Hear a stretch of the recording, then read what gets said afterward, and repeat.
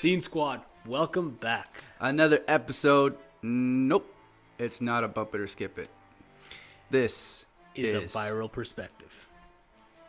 Our take, our final statement on Music to Be Murdered by Side B. We're going to dive into the Snoop Dogg Eminem beef, and we're going to give you our take on Side B. Yeah. Eminem's latest drop, our favorites, what we thought of it, and yeah. Yeah, I mean, for the most part, we're just going to close with some final comments, give you our top five, let you know what we thought of the album, and I guess the project as a whole, side A, side B. Exactly. Because I think that's what people are missing on is the creativity behind it, but we'll get into that. Exactly. But without further ado, for all you new guys, man, make sure you hit the sub, join the family, road to 10K, all that good stuff, and yeah. Viral perspective time. So let's do this. I want to start off with it's the whole side A, side B, the creativity behind it, because in You Gon' Learn, I think that's the song he mentions it in, so don't hold me to it, but he has a specific bar that flips on the whole side A, side B thing. Okay. His specific line goes something like, they went schizo because they flipped over my tape. So they went schizo because they flipped over his tape, but like flipped over the tape and physically flipped over the tape. Yeah, side A, side B. Which is right, because back in the day, that's tapes what it was. Side A and side B. That's right.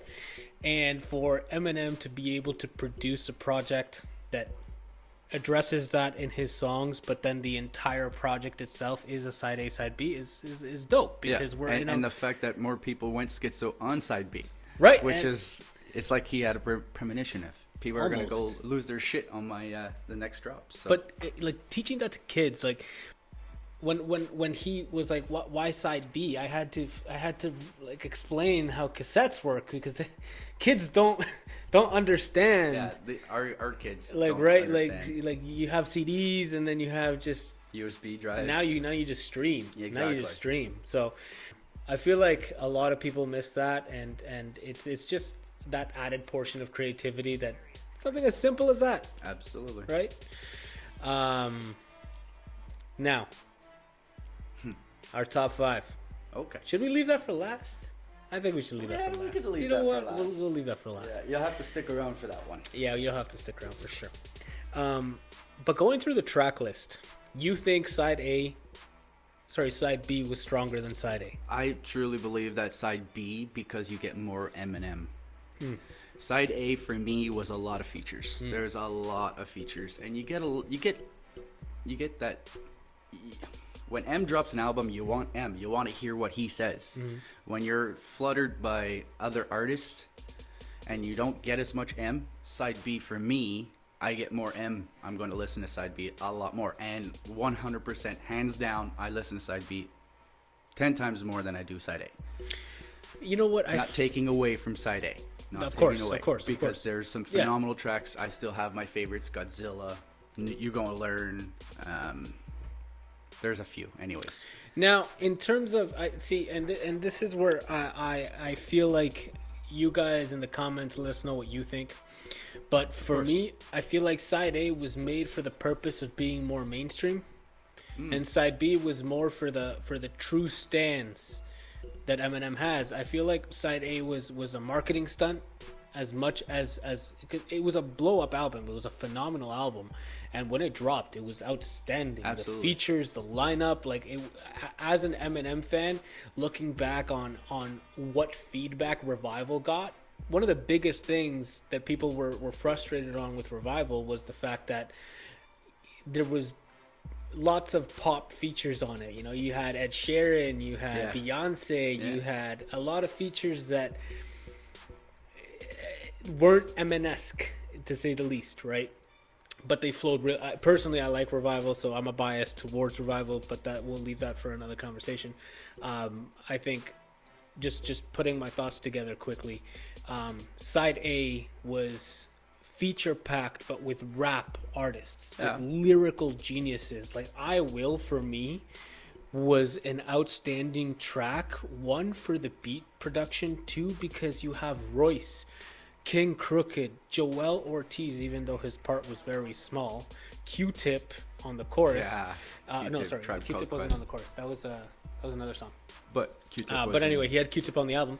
And you also had M killing off the last verse and on the chorus, right? Like, it was just like, and King Crooked killed it with the whole Abraham bar and the president, and like it was a phenomenal track, and you saw a lot of that in Side A.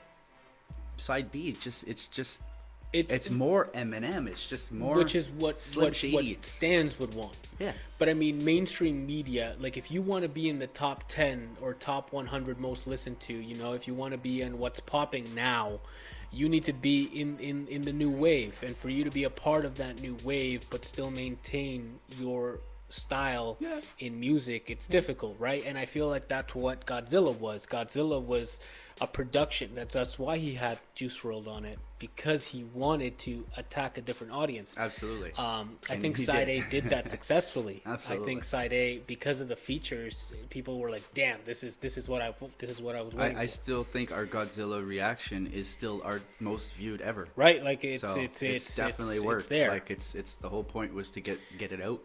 And then with Side B, you have this complete other side of Eminem that delivers on a completely different scope stylistically, and delivers a new methodology of beats. Because I gotta say, I don't remember consistently being able to say Eminem has this many dope beats on one track. I'm sorry, on one album. On one album. And what I mean by that is Eminem makes dope beats, but they've always been Eminem style beats. Of course. These beats, unless it's his mainstream stuff, the stuff that's like radio play, like Smack what? That, or no, oh my god, I can't believe I'm drawing a blank on it. It's when he's using his hand puppet and he's talking about. Yeah. I know which song you're talking about. Wow, we're gonna get shit on for this. Absolutely. Oh my god. There's so many though, like Not Afraid. Again, these songs are not radio played. Not Afraid was. Sorry, yes. Yes. No, that's what I'm talking about. It's those radio play mainstream style beats. He's had some. He's had lots of songs that made radio. And that's just this thing. That's what I'm saying. Like Side B for me, it's just I don't know. It's more appealing for me, I guess you can say. Mm-hmm. Like I'll play a Side B more during the day than I would as anything from Side A. So I don't know. It's and just see, that's where I guess. Like I feel like I would play them both equally, just because they deliver on something different. I guess depending on my mood, I'm gonna like. It depends on how. It depends on the vibe that I'm trying to set. Exactly, but it also depends if you want to listen to M or if you want to listen to features. And me personally, Side A is a lot of features. You get M, but not enough. Side B, you get M. And True. You get a lot of M. Very true. If I want to listen to Eminem, I'm going to Side B. Okay, fine. So we'll staple it as Side B had a lot more M. You got to enjoy a lot more of him with new style beats. Absolutely. And again, production value was there. Replay value, I think, is a lot more solidified in Side B for me personally, and that's where a lot of people disagree with me. They say Side A was better for them than Side B. And that's to each their own, right? Like everyone's gonna have a different. Like for example, your top 5 are gonna be completely different than my top 5, and I can already see that coming because of the kind of comments we got for Zeus and Discombobulated. Just being able to see, yo, this is my favorite. No, this is my favorite. No, this is my and seeing how those comments went, we were able to get a clear understanding of how people enjoy different kind of Eminem music. That's right. And that's why he dropped one massive project with 2 completely different styles of music, and delivered them brilliantly. 4 or 5. It's like it's brilliantly.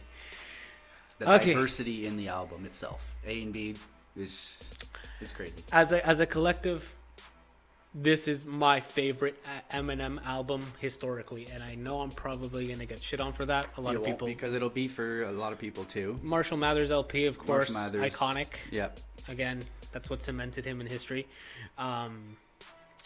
the Eminem Show. Like the classics are always going to be the classics, but in terms of production value, replay value, and what I feel Eminem delivered for me personally, because I listen to Eminem for lyrics, for the bars, for the triple double entendre, and I feel like he delivered that really well in these last two albums.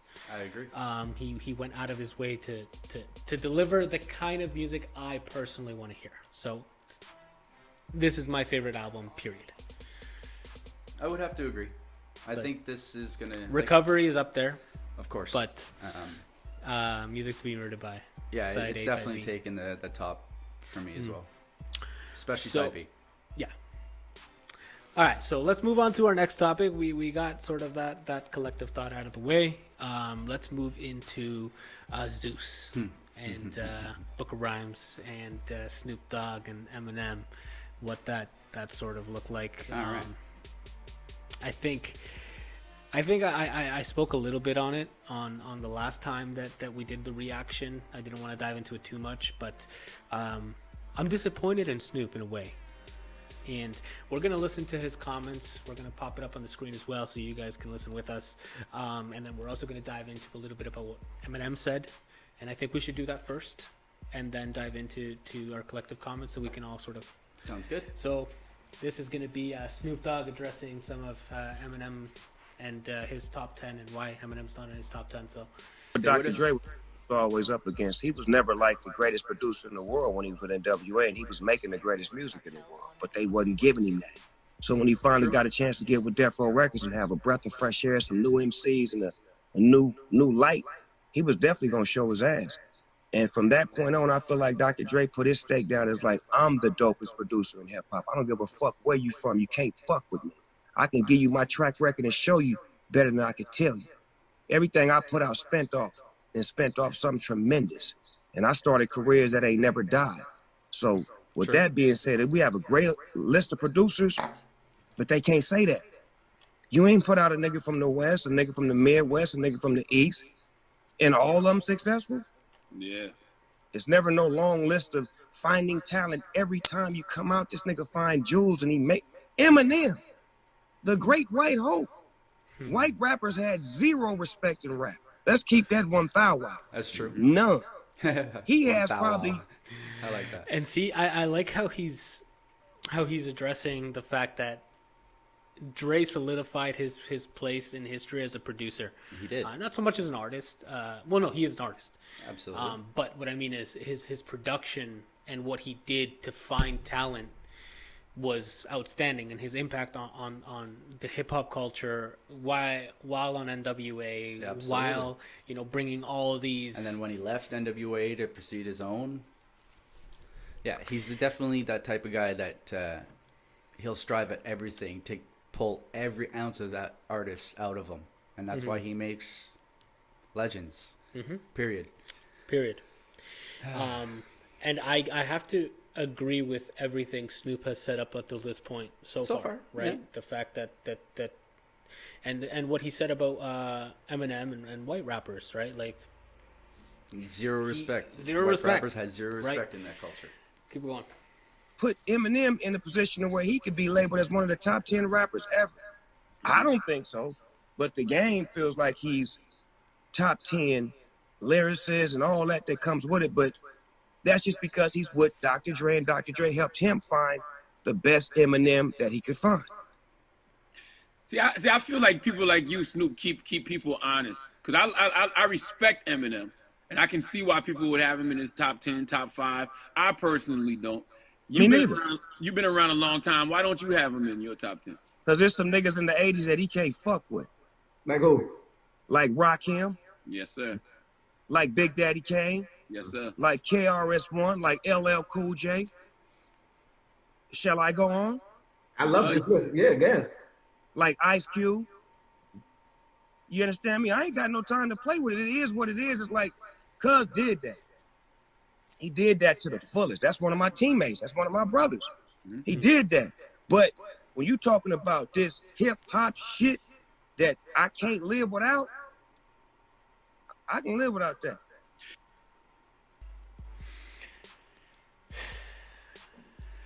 I guess in a way he's got a point, but When you're trying to pull somebody back from the 80s, yes, I'm not saying that they're not legends like Rakim and, you know, Snoop, Big Daddy Kane, Ice Cube, LL Cool J. I love LL Cool J.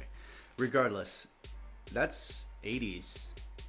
This is 2000s. This, you know, like, M's definitely to that point where he should be recognized as a top lyricist. Even in Snoop Dogg's eyes, I don't understand. Like, I don't know. It just boggles my mind how Snoop would actually say that. Yeah, I think that's where the disappointment kicks in for me is because I think Snoop, as someone who's been around this long and who was active in the game for such a long period of time, could respect how tough longevity could be. How you could respect.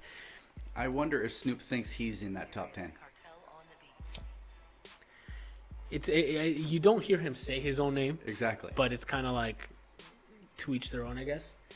And see, I don't disagree with Snoop there. Like everyone's top 5, top 10 is gonna vary. It's gonna depending on what you like to hear, depending on what you appreciate and what your ears are in tune for. You're gonna have those in your top 10, absolutely. But I don't think you can discredit. Like, for example, that other guy said, listen, I respect Eminem. I can see why people have him in his top. I feel like Snoop's tone was a little too aggressive in saying that, nah, man, like, he's not in my top 10. The other guy at least said, I respect Eminem. Yeah. I feel like if Snoop would have added a little bit more respect in trying to express his thoughts and the way he sees the culture, I think it would have gone a lot more smoothly. I think so too. You know, Snoop is... Yeah, I'm more than positive that's how M would feel the same way. You know, like, if you're gonna bash someone, it's clear, and you know, it's easy enough to just say it the way Snoop said it. There are ways to say it that are a little bit more respectful, and you won't take it to heart as easy. But I don't know, I don't know.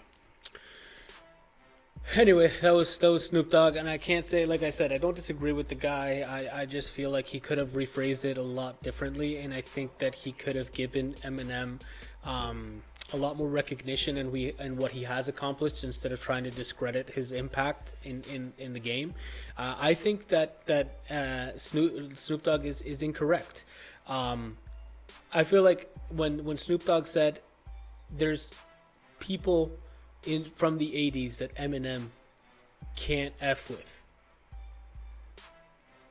you're wrong, because Eminem could F with them. I'm not saying he's gonna beat them, but could he be on par with them? Can he keep with them? Absolutely he can. You can't take that away. No, but he has, and he tried to. Yep. And I think that's what got the world's attention, is that you tried to discredit something that's already written in stone. And on top of that, M and Snoop both came into the game at the same time. Who's here still? Well, no, Snoop came before him. Yeah, but it's the same kind of genre where they both took off. Yeah. Okay, so what I'm trying to get at is who's still here, and who's not. Who's still active and who's creating still putting out content. Content that still gets millions and Yeah. millions and millions and millions of attention. Like, Eminem's footprint is massive, and you can't take that away. But let's hear what Eminem had to say about the matter. He spoke a little bit about it in his Shade 4-5 interview, so we're going to listen to that next and sort of close out our thoughts on this as well. Control of Shade 45. Hey man, Gray Rizzy up here with Eminem right now on Shade 45. Music to be murdered by Side B. The deluxe edition is out there right now. This song that you have is creating a lot of talking. Zeus. The first part with you apologizing to Rihanna for a leaked verse that got out. You know, I thought it said a lot about you as a man, and you've been on the record about the friendship that you have with Rihanna. but this made it onto the project. Why the apology now? Well, it was pretty recently that verse had leaked, and honest to God, I told Paul this when it first happened. I was like, first, I didn't know how somebody got it. Second of all, I have zero recollection of even remembering doing that verse. Like the rhyme schemes didn't even sound like familiar to me. So I was caught off guard too. I was like, what the fuck? I said that? And that was during early like stages of the Relapse record that I was working on. So, it's 10 plus years old, but I'm not making excuses for it. I said it and I was wrong for saying that. It was fucking stupid. A lot of times, especially with the Relapse record, when I first started learning how to rap again because of the drug situation that I went through and having to relearn a lot of things, that was one of those things that it was like, well, if it rhymes, say it. I think that being able to look back, I mean, that's not even an excuse, but I'm just saying like that there was a phase I was going through with that Relapse record. I don't know. It's one of those things. I think I just said it because it rhymed, and I'm sure looking back now, I should have thought better of it. It was one of those things that, like I said, I don't even remember recording, but record a lot of songs. So it was like, it's tough sometimes to even, you'd be like, oh shit, I remember that, I know a lot of people they're very happy and proud that they got to hear that part from you. That apology on Zeus. There's also a reference where there's really nothing to tap into with that. I mean, he apologized. It was knew a he fuck wrong. up at the one. Yeah, and I mean, it's probably a low moment in Eminem's career. He's a man. He owned it. it. That's all that matters. Exactly. All right. Even a reference where you're talking about or speaking to Snoop in the sense of you don't need to be dogged by him, and I didn't know exactly when or where. What did Snoop do that made you put this line in this song? Well, a couple of months ago, he was doing an interview with the Breakfast Club. Somehow my name got brought up, and he was saying things about, I'm not in his top 10, and everything he said, by the way, was fine, like up to a point. When he I've never said, like him saying that I'm not in his top 10 because there's some rappers from the 90s that I can't fuck with. Him saying Dre made the best version of me, absolutely. Like, why would I have a problem with that? Like, would I be here without Dre? Fuck no, I wouldn't. The rappers he mentioned from the 90s, KRS-One, Big Eddie Kane, G-Rap, like I've never said I could fuck with them. I never said that. You know what I'm saying? So it's all like everything was good until like it was more like, I think it was more about the tone he was using that caught me off guard, because I'm like, yo, where is this coming from? I just saw you, like, what the fuck? You know what I'm saying? Like it threw me for a loop. Again, I probably could have got past the whole tone and everything, but it was the last statement when he said, as far as music I can live without, I can live without that shit. Now you're being disrespectful for, like, it just caught me off guard. I wasn't ready for that. And people started hitting me up about it, like, oh, what are you gonna do? What are you gonna do? And I didn't know what to do about it at first, because it confused me, because I'm like, yo, bro, same team. We're on the same team. Like, what the fuck? And I have never in my career, my entire career, ever said a disrespectful word about Snoop Dogg. I mean, what the fuck? Like, his impact on hip hop, like, I can't front on that. But it's like, at what point does it start becoming like, okay, now everyone's entitled to their opinion. My top 10, top 5 ain't gonna be the same as his, but everyone's entitled to their opinion. So how could I be mad at that? I wasn't mad about the opinion. It was after that. It was that the very last statement was like, oh, what the fuck? Mm-hmm. Like, damn, dog. Like, really? But I said what I said. I addressed it. I felt like what I said what I needed to say. And I'm not saying to choose sides, but it definitely is. It's a song that's going to be talked about for a minute, man. This is Zeus, Music to Be Murdered By, Side B, the deluxe. Yeah, and that's what I was getting at earlier. That it's just that disrespectful. I feel like M just summed it up in the best. Like, we're on the same fucking team, man. Like, yeah, what the fuck? Like, no. And I agree 100% with them. I think it was the tone. I think it was the disrespect. I think it was just that last statement. Eminem, I could do without that shit. Yeah. And Snoop Dogg, like I said, I agree with most of what he said. It was just sort of the aggressive tone and the disrespect. You could literally feel the disrespect he was showing him. And I feel like between colleagues, I feel like between comrades, brothers, guys who have been in it for this long, that you shouldn't see that shit. Right. And very, very poor on Snoop's part because, like I said, there was a billion ways he could have expressed those exact same comments without disrespecting Eminem. That's exactly. And I think that's just the narrative. But that's Zeus, Eminem, Snoop Dogg. I hope they it's piece not it out. going away anytime soon. I hope it is. I think it's dead and buried. I think it's dead and buried. I don't think so. Snoop already said, man, like I'm cool with them. Em is like I'm cool with Snoop. This is dead in the water. It's history. We'll see. And I hope they can both move past it and maybe hit up a record. You know, Snoop, best way. M's not looking at Snoop the same way. I'll tell you that right now. Like, No. even he just addressed it. I just seen you, man. Like, what the fuck? You just threw me for a loop. Like, I don't get it. So the next time he sees him, that correlation, that fucking vibe between the two of them since the beginning is gone. Yeah, Dre supposedly did put them into a room so they could talk it out. And I feel like that. And at the end of the day, that's what they should do. Like, they're grown-ass men, right? Yeah. They shouldn't be beefing. But it would be an epic battle. That would. And I hands down, M would walk away from it. Hands down. But At this that's point, my own opinion. At this point, That's my at own this opinion. point, at this point in both of their careers, M would slay him in Yeah. one. As they would say, one rip verse. him a new asshole. Yeah, but that's one way to put it. Yeah. But all right, there you have it. That's Snoop, Zeus, Eminem. You guys let us know what you guys think. Yeah, guys, throughout this entire thing, I'm really curious about what you all think about this album, about side A versus side B, Absolutely. about the collective, about Snoop versus Eminem, about that beef, everything. If it's going away, if it's so make sure you let us know in the comments. But I think we're gonna cap it out with our top 5. And you want to start reverse, 5 to 1 or 1 to 5? let's go 5-1. 5 to 1. All right. You go first. And why do I have to go You first? hit your first because you called it out. Oh man. You're number 5. All right.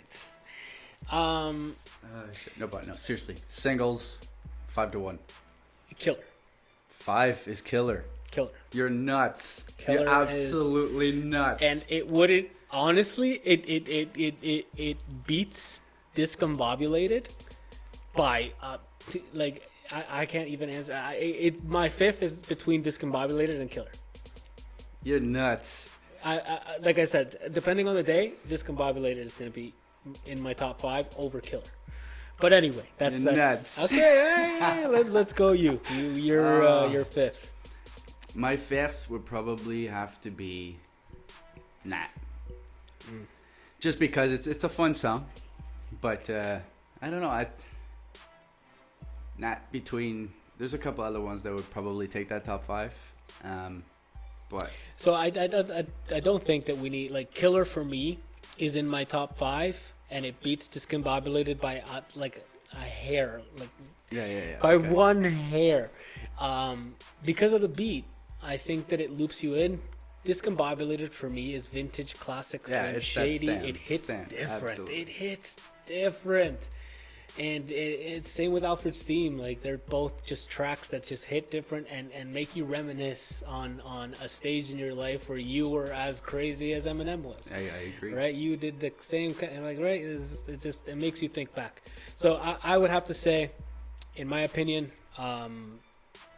Killer beats Discombobulated based on beat production, bars, how it ties you in, how it brings it all together. Solid ass track. Number 4. Number 4 for me, Higher. It would have to be Higher.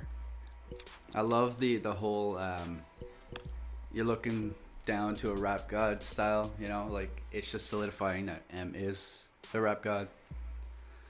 Yeah. 4 for me. 4th for me would be Nat.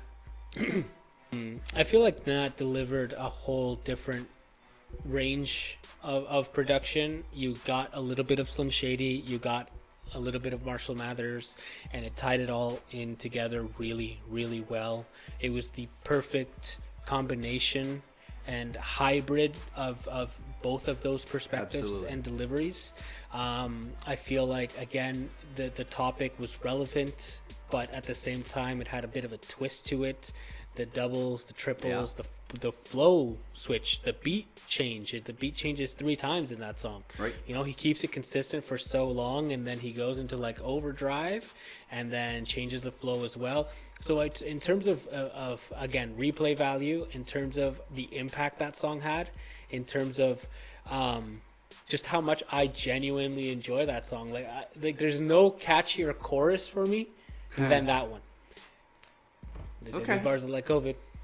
Get it right off the bat. Like, you know, like, it's living in the world we live in today, in this current stage, I feel like it had a little bit of an impact for me because of everything going on and the fact that he added a funny twist to it. Absolutely. In a way. Yeah.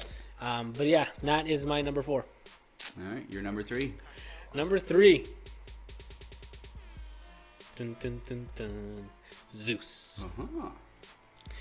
Zeus is gonna be my number 3 again. White gold on the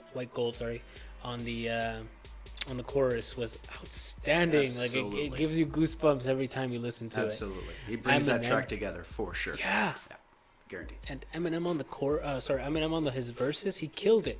You know, the first verse, he addresses a couple of things, apologizing to Rihanna, and then in the second verse, he comes out a little bit harsher, you know, stapling what he's done, and also racial equality, and also Snoop dogging me, you know, like the song in terms of what it addressed. I feel like it addressed a lot. I feel like he did it lyrically. He did it really well, with a lot of double entendres, with a lot of wordplay, and the beat. Like, he didn't rap fast, he didn't rap loud, and the beat is just outstanding. Like, it was the perfect culmination of everything that I haven't heard from Eminem in his broad catalog. Sorry. So I totally agree, and that's why it's also my top 3. All right, Zeus is my top 3. Even though, like, coming into the album, I highly anticipated, because of all the comments, that Zeus was gonna be in that top 3. No ifs, ands, or buts about it. Yeah. Every reaction we drop. When are you doing Zeus? Well, we're doing them in order, so exactly. You know. But we did it, and it was an incredible song. So number 2. Numero 2. This is where I really come into a hardship, because 1, 2, 3 are really 1, 1, 1. So 2 is my book of rhymes, because I don't know. It's just. I can't really put one in front of the other, but if I wanted to just go by, if I was to play them in, like, if I was just to go through them in the car and start playing, I'm starting with 1 and then I'm working, right? So that's the way I break it down. Okay. It's 1 to 5. But 1 to 5 are like 1 to 13. They're all pretty much like tied in, like within the top 10, top 5 type thing, you know? Like, so anyways, my play breakdown would be Book Rhymes is number 2. Mine would be Higher. Okay. Higher for me was a tremendously motivational track. When I think about historically, the song that I probably unconsciously listen to the most is Till I Collapse and Cinderella Man. Yeah. The reason I listen to those the most is because every time I work out, every time I'm doing an activity or working, it gives you power. It drives you. It's a different hitting kind of track, and I feel like Higher delivers that for me. So in terms of replay value, I'm gonna be listening to that song while I'm working out for years and years and years and years. And personally, like I said, I look for those songs when it comes to Eminem.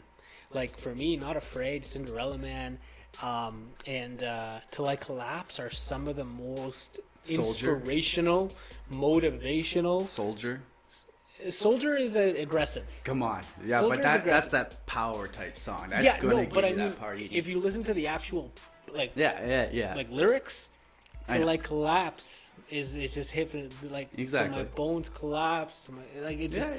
It meshes so well. And then you have Cinderella Man, which again, inspirational, motivational. He gets a lot off.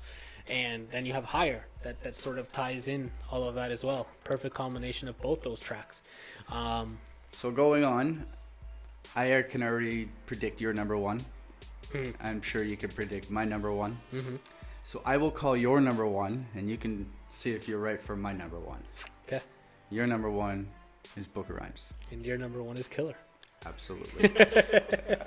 Like I said, though, this is the way I'd be playing them in order if I was just to jump in the car. These top five, like, there's so many songs on here that I can't just say that this is my second favorite or this is my first favorite. I'm just basing my top five not on which one I like the most, because I love them all. Exactly. I'm basing it That's what I'm on saying. kind of what I'm going to listen to first. But that's but I will listen to all of them. Exactly. But it's what I'm going to start with. When I first start, I'm listening to Killer. I'm listening to Killer just because it gives you that vibe. You know, you get right into it and you just, come on, count it.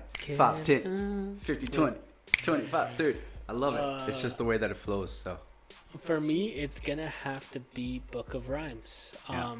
I love Bad Guy because when I think about music, I think about art and what it took to produce something like that, right?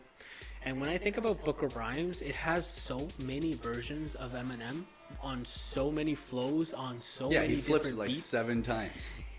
It's a perfect, like, that's why I enjoyed Bad Guy, because you had Marshall Mathers, Slim Shady, you had Stan in there, you had the demonic voice at the end, which people say is Eminem's gargling water, inner Slim Shady or whatever.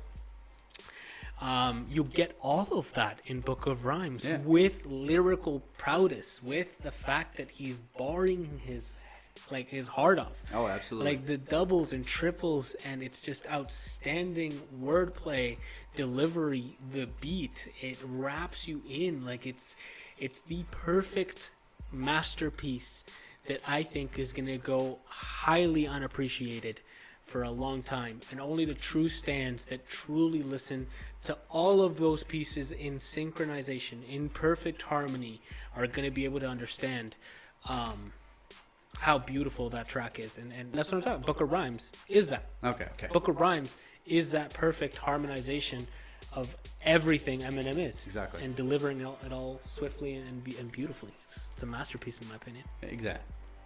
And that's my exact point too. Like I can't pick just the one to be my top, but it's the way I broke it down. You know, Book of Rhymes is undeniably my number absolutely. one. Like undeniably. Between Book of Rhymes, Zeus, like for action, like for as much as the other ones may change with my mood, temperament, exactly, and just outside atmosphere, I can honestly say Book of Rhymes will be my number one. You guys let us know, man. Hit us in the comments. Let us know what your top fives are. And yes, we realize the comments will be crazy, and we will try to respond to each and every one of them. But we just want to know if anybody's the same as us. If you take top five from side A, or if you take from side B. Just whatever your top five is from side A and side B together, and then so again, thank you for listening to our podcast. I know this is a little bit different, but we decided to change it up. Yeah. Do something a little bit differently and have a conversation about it. That way we can sort of eliminate that from our videos. I feel like moving forward, maybe what we should do, and you guys let us know in the comments if this is something you'd like, but we'll do a week worth of videos, and then at the end of that week we'll sort of sit down and do a podcast and dive down to what we thought about each reaction on each track, and sort of give our concluding thoughts on it for those who actually want to hear them or join the conversation with us. Absolutely. Again, just hit us up in the comments, and then we'll keep going. Don't forget, like, comment, and subscribe. Stay close with us, stay tuned with us, and yeah. Till next time, guys. We love you. Peace.